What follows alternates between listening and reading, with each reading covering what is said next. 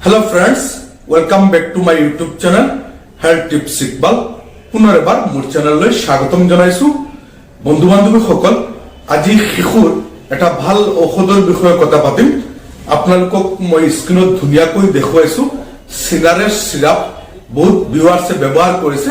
কোনে কোনে ব্যৱহাৰ কৰিছে শিশুবিলাকক কমেন্ট বক্সত জনাব। তাৰ ৰিজাল্ট কেনেকুৱা কমেন্ট বক্সত জনাব।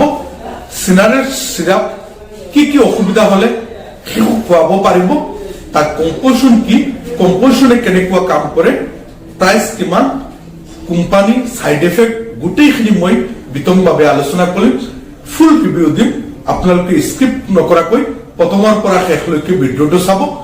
বহুত ভিউৱাৰ্ছে মোৰ ভিডিঅ সদায় চাই আছে, কিন্তু বহুতে সাবস্ক্ৰাইব কৰা নাই। 20% ভিউৱাৰ্ছে সাবস্ক্ৰাইব কৰিছে, 80% সাবস্ক্ৰাইব কৰা নাই। প্লিজ আপোনালোকে সাবস্ক্ৰাইব কৰিব আৰু বেল বটন প্ৰেছ কৰি ৰাখিব। মই Iqbal Hussain, community medical service and essential ডাক ট্ৰেইনাৰ।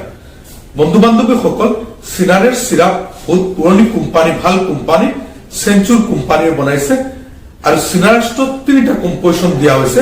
পেৰাচিটামল, যেটো এন্টি পাইৰেটিক হিচাপে ব্যৱহাৰ কৰা হয়, এন্টি ইনফ্লামেটৰি হিচাপে ব্যৱহাৰ কৰা হয়, এনালজেসিক হিচাপে ব্যৱহাৰ কৰা হয়। ফেনাইলফিনামিন হাইড্ৰক্লোৰাইড, যেটো শিশু নাকত চৰ্দি হয় যিকোনো কাৰণত, ঠাণ্ডাৰ কাৰণে হওক বা এলাৰ্জিৰ কাৰণে হওক, নাকত চৰ্দি হৈছে, নাকেৰে পানী ওলাই বা নাকটো জাম হৈ গৈছে বা নাকত খজুৱাই আছে, তেনেকুৱা কণ্ডিশ্যনত এই কম্পোজিশনটো দিয়া হয়। তাৰপিছত ক্লৰফেনামিন মেলাইট, যেটো এন্টি হিষ্টামিনিক, এন্টি এলাৰ্জি হিচাপে ব্যৱহাৰ কৰা হয়। শিশুবিলাকত যিকোনো কাৰণত কাহ হৈ গৈছে, চৰ্দি হৈ গৈছে, হাঁচি দিয়ে, নাকত খজুৱাই থাকে, ডিঙিত খজুৱাই থাকে, চকুৰে পানী ওলাই, চকু ৰঙা হৈ যায়, চকুত খজুৱাই থাকে, তেনেকুৱা কণ্ডিশ্যনত এই কম্পোজিশনে কাম কৰে। এক কথাত গলে সিনাৰেষ্ট সিৰাপ শিশুবিলাকৰ যিকোনো কাৰণত চৰ্দি হৈছে, কাহ হৈছে, জ্বৰ হৈছে, নাকেৰে পানী ওলাই, চকুৰে পানী ওলাই, কেতিয়াবা নাকটো জাম হৈ যায়, জ্বৰ থাকে, কাহ, লগতে মূৰৰ বিষ, তেনেকুৱা কণ্ডিশ্যনত সিনাৰেষ্ট সিৰাপ শিশু খুৱাব পাৰিব।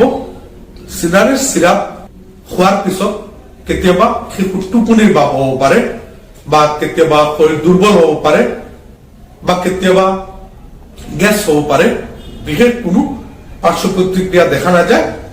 সিনাৰেষ্ট সিৰাপ 1 বছৰৰ পৰা 5 বছৰলৈকে শিশু খুৱাব পাৰিব। 1 বছৰৰ পৰা 2 বছৰলৈকে 3 ml কৈ 2বাৰ বা 3বাৰ দিয়া হয়। 2 বছৰৰ পৰা 5 বছৰলৈকে 4 ml কৈ 3বাৰ দিয়া হয় বা 2বাৰ দিয়া হয়। এজন চিকিৎসকে বয়স অনুপাতে, ওজন অনুপাতে, বেমাৰ অনুযায়ী ডোজটো সালসলনি কৰিব পাৰে। 5 দিন বা 7 দিন দিয়া হয়, বা কেতিয়াবা 3 দিন দিয়া হয়। সিনাৰেষ্ট সিৰাপ খোৱাৰ পিছত যদি এলাৰ্জি হয় বা মুখবিলাক ফুলি যায় বা বেলেগ কোনো অসুবিধা দেখা দিয়ে, সিনাৰেষ্ট সিৰাপ খোৱা বন্ধ কৰি দিব। সিনাৰেষ্ট সিৰাপ খোৱাৰ আগতে এজন চিকিৎসকৰ পৰামৰ্শ কৰি শিশুটোক খুৱাব। সিনাৰেষ্ট সিৰাপ এটা বটলত 60 ml আছে আৰু তাৰ মূল্য হল 88 টকা 68 পইচা। সিনাৰেষ্ট সিৰাপ যিকোনো ফাৰ্মাচীত বা অনলাইনত সহজে পাই যাব। সিনাৰেষ্ট সিৰাপৰ ৰিভিউ এইখিনি। আশা কৰো আপোনালোকৰ ভাল লাগিছে। যদি মোৰ ভিডিঅ' ভাল লাগে লাইক কৰিব, কমেন্ট কৰিব আৰু শ্বেয়াৰ কৰিব। আৰু যদি নতুন হয় তাহলে সাবস্ক্ৰাইব কৰিব আৰু বেল বটন প্ৰেছ কৰি ৰাখিব।